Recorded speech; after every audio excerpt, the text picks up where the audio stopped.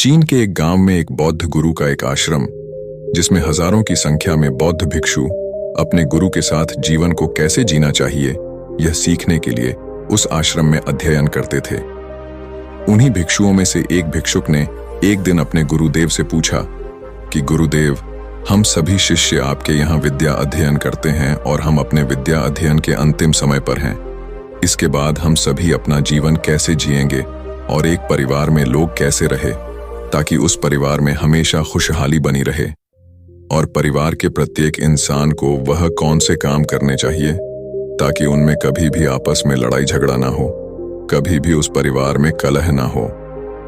बौद्ध गुरु ने अपने शिष्य की इन सभी बातों को बड़े ही ध्यानपूर्वक सुनो और कुछ क्षण सोचने के बाद अपने शिष्य से कहा, एक परिवार को कैसे जीना चाहिए और उस परिवार में लोग कैसे एक दूसरे के साथ अच्छे से व्यवहार करें।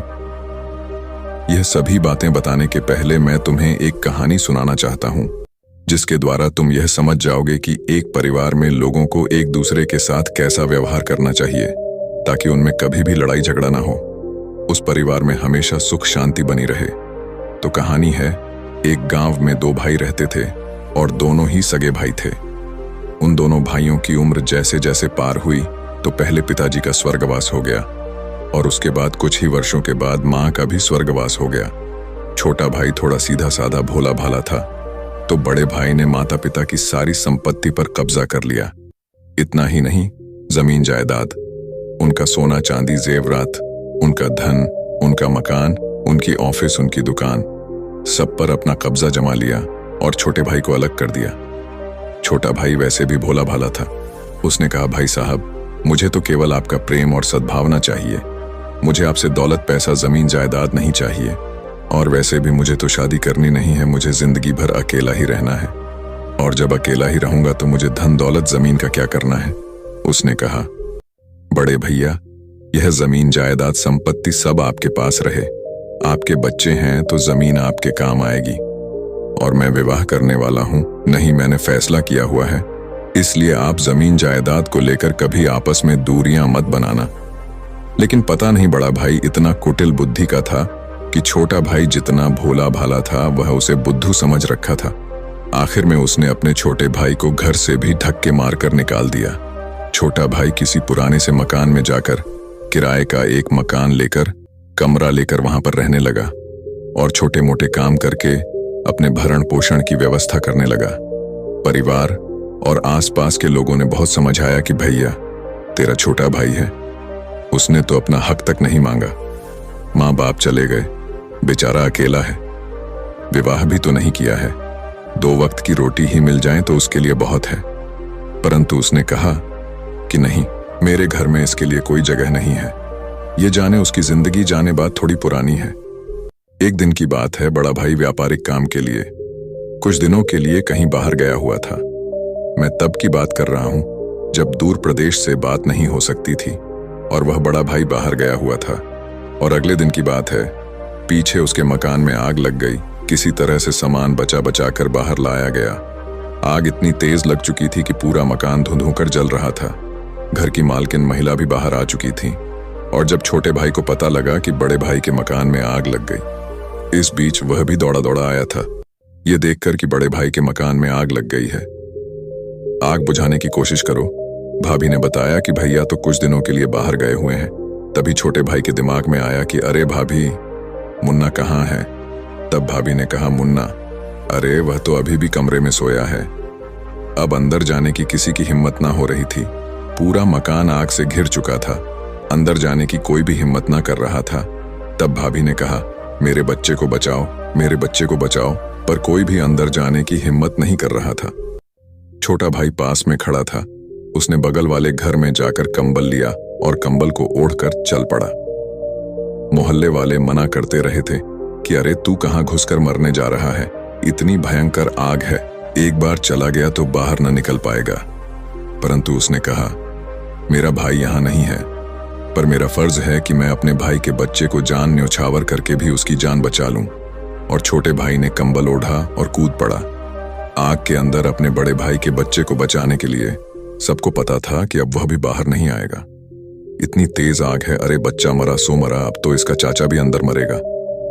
वह कंबल ओढ़ कर गया और जैसे तैसे कमरे में पहुंचा और अपने बड़े भाई के बच्चे को गोद में उठाकर और कमर झुकाकर, ताकि उसको कहीं आग न लग जाए, और आग को चीरता हुआ बाहर आ गया और भाभी के हाथ में बच्चा दिया। भाभी चौंक गई।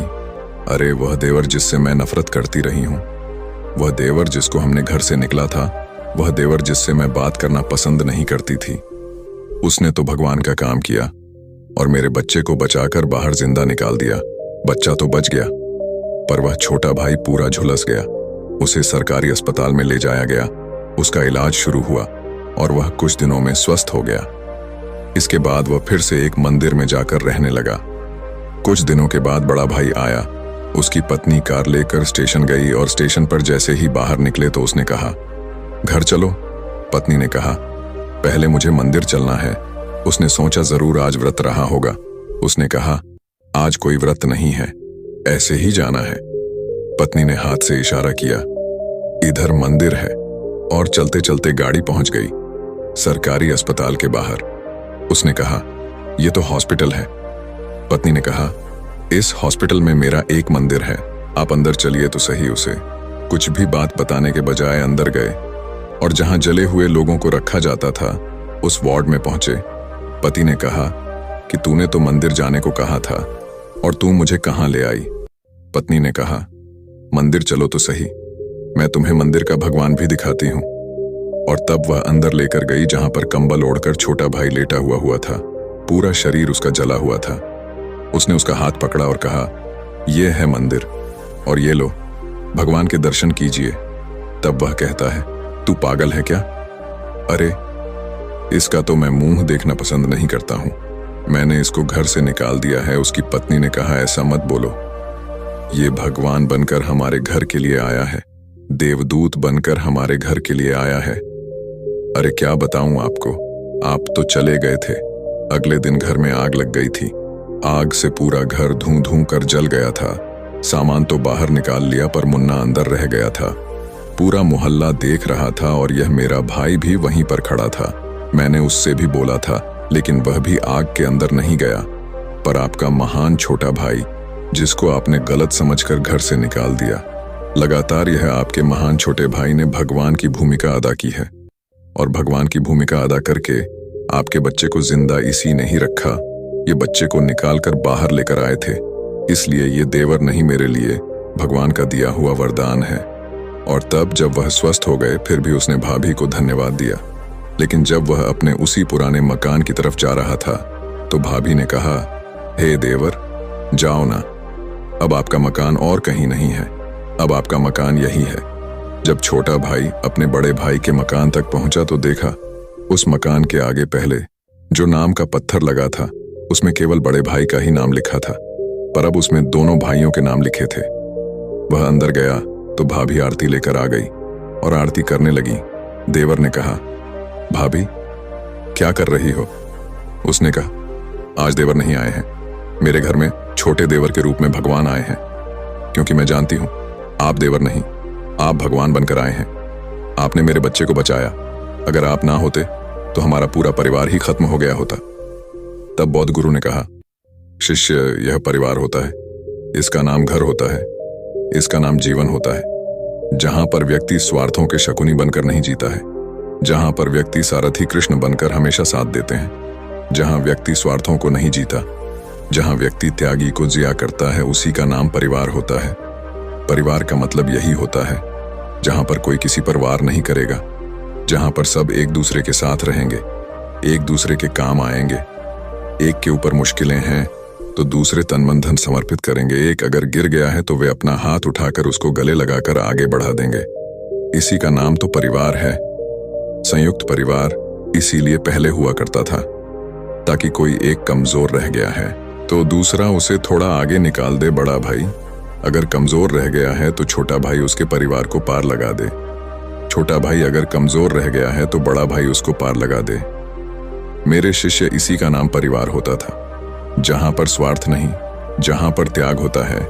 राम, लक्ष्मण, भरत, शत्रुघ्न ये सब त्याग के प्रति गंभीर हैं, और महाभारत के कौरव ये सब स्वार्थ के प्रति दृढ़ थे। जहां जहां त्याग होता है वहां वहां परिवार में रामायण होती है। और जहां मैं, मेरी पत्नी, मेरा बच्चा, मेरा घर, मेरी संपत्ति, मैं और मेरापन का भाव शुरू हो जाता है, वहां रामायण नहीं होती है, वहां घर घर में महाभारत होना शुरू हो जाती है। पोथी पड़ी पड़ी जगमुआ, पंडित भया न कोय। मतलब इंसान समझ सके कि जिंदगी में प्रेम की ताकत क्या होती है। इंसान समझ सके जिंदगी में प्रेम की शक्ति होती है। इंसान समझ सके कि साथ रहने का सुख क्या होता है। मेरे शिष्य, समझ लो कि झाड़ू अगर आपस में बंटे हुए हैं तो कचरा निकलता है, और अगर झाड़ू बिखरने के बजाय बंधा हो तो खुद कचरा निकालता है। 2.5 अक्षर। प्रेम का पढ़े सो पंडित होए, मेरे शिष्य ज्ञानी वह नहीं होता जिसने किताबें खूब पढ़ लिए, जिसने उपाधियां खूब प्राप्त कर ली। ये सब तो बाहर की दी हुई चीजें हैं, एक दिन आई है, और जब शरीर छूटेगा सब छूट जाएगी। लेकिन सबसे महान तो व्यक्तित्व होता है, जो प्रेम का पाठ पढ़ना जानता है, जो प्रेम से जीना जानता है, जो प्रेम के साथ सबके साथ रहना करना जानता है, जो वक्त आने पर एक दूजे के लिए स्वयं को झोंक दे, महान तो वह होता है। दोस्तों, मैं उम्मीद करता हूं कि आपको यह कहानी पसंद आई होगी, अतः इसे लाइक और शेयर जरूर करें तथा ऐसी ही ज्ञानवर्धक वीडियो देखने के लिए हमारे चैनल को सब्सक्राइब करके बेल आइकन को ऑल नोटिफिकेशन पर प्रेस कर लें, ताकि आपको हमारी सभी लेटेस्ट वीडियो की नोटिफिकेशन मिलती रहे।